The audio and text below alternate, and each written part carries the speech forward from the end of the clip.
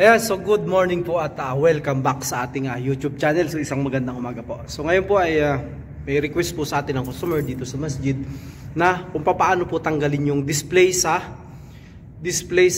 remote control, yung mga memory, yung ito po siya, ito hindi ko siya ito po.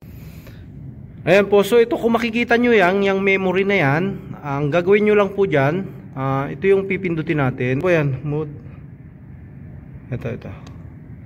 Ayan, ito yung pipindutin nyo po, yan. Itong arrow na to at saka mode. Ayan.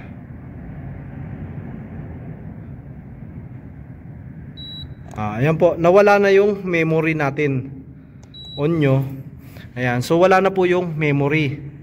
So yung gagawin naman, kung ito naman po yung tatanggalin natin, kung ito naman yung tatanggalin, ito lang pipindutin nyo, function.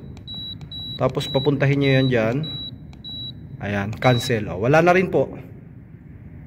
Diba? So, ito po, lahat po ng mga nagbi-blink na yan.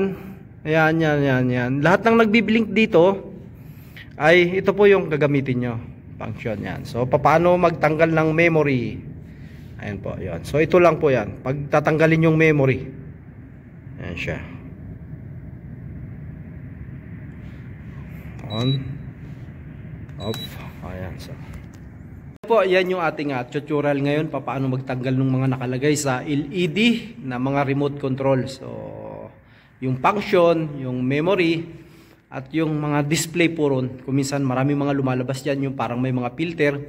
So yun, yung ganun po yung pagtanggal nun. Maraming salamat po at God first po, una po ang Diyos.